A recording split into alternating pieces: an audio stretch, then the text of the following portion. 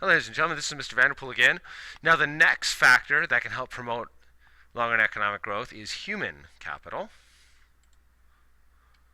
So people are a country's most important resource. Therefore, human capital needs to be developed. Now, how can this human capital be developed? One way it can be developed is through education. Access to quality schools, universities is absolutely essential for the development of human capital. Better health is absolutely essential to the development of human capital, because if people are not healthy, they're not going to be productive. And you also have access to technology can help develop human capital as well. So the important thing here is that when this human capital is developed from better education, better health, these human beings are more productive. Therefore, they will produce more. They'll be producing more gross domestic product, and you have long-run economic growth. You've got more to go around, and that burden of scarcity is lessened.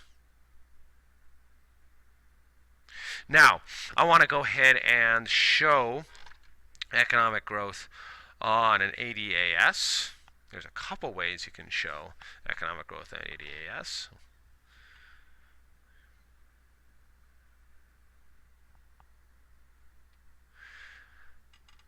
Alright, so let's go ahead and do the first way to show growth on an ADAS. So we start off with an ADAS at full employment output. You can see at this point you're at full employment output, and then you're at an equilibrium price level. So let's say we have long-run economic growth. So what kind of things could cause this economic growth? You have more physical capital. You have more human capital from, let's say, better health, better education. You have more quality and quantity of natural resources. That's something else that can promote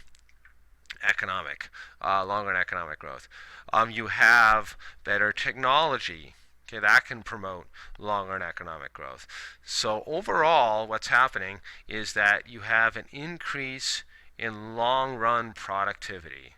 People are more productive over time, so more is produced, and more can be distributed among society, so that burden of scarcity is lessened.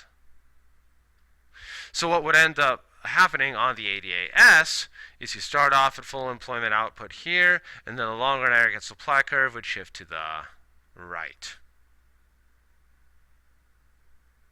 Okay, so you're now at a higher full employment output at the same price level.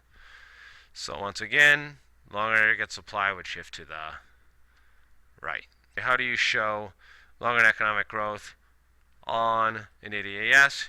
You shift that long-run aggregate supply curve to the right. Now notice that these factors that shifted the long-run aggregate supply curve are different than the things that would shift a short-run aggregate supply curve. Remember, short-run aggregate supply is shifted around by input costs, by legal institutional environment, and by short-term productivity gains. Versus long-run productivity gains are what is going to shift the long-run aggregate supply curve to the right. All right, let me show you another way to show long-run economic growth here. So once again, we have an ADAS, and it's at full employment output. Aggregate demand, short aggregate supply initially is at YF, and then you're at a certain price level. Now, what would end up happening is after you have better physical capital, better human capital, better quality and quantity of natural resources, better technology, overall more long-run productivity gains, long-run aggregate supply is going to shift to the right from LRAS to LRAS1. So you're now at a new full employment output, YF1, So you're at higher full employment output and the same price level there. But what these two graphs have in common is longer aggregate supply is going to shift to the right if you have longer economic growth.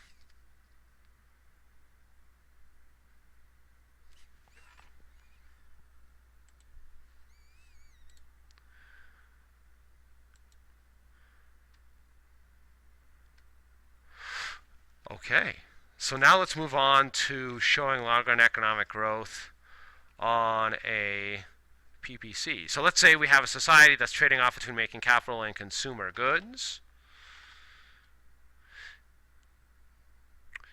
Let's say they're producing this amount of capital and consumer goods, and the society decides, you know what, they're going to go ahead and make more capital goods and less consumer goods. So they're trading off between making capital and consumer goods. Now, if there was long-run economic growth, what would happen is the PPC would shift to the right. So the PPC shifts from PPC to PPC1, and now you can create more capital goods and more consumer goods instead of just trading off between them. Okay, so the factors that would shift along our aggregate supply curve to the right, that would cause this longer economic growth, would also shift a production possibilities curve to the right, once again symbolizing economic growth.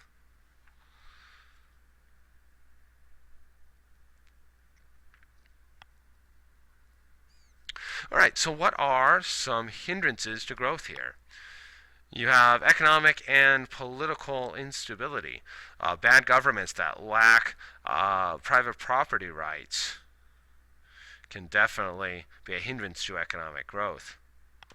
High inflationary expectations can bring about that instability as well. We talked about hyperinflation, the Zimbabwe hyperinflation in the past. A lack of savings and a lack of investing can be a hindrance to growth. And related to that is excess current consumption. Not maintaining capital can reduce capital deepening. And then the crowding out of investment. So government deficits, debt, can increase long-term interest rates. Remember your loanable funds / investment demand graph there, where those were linked.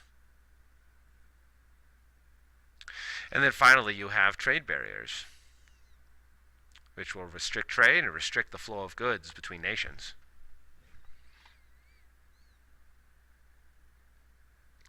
All right, let's go ahead and look at the assessment here. So for number one, we're going to describe what factors lead to an increase in long-run economic growth.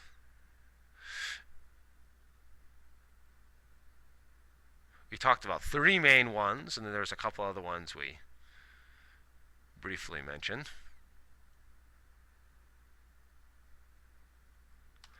And then we're going to graph long-run economic growth on an ADAS as well as a PPC. So take a look at those graphs there and graph long-run economic growth for me.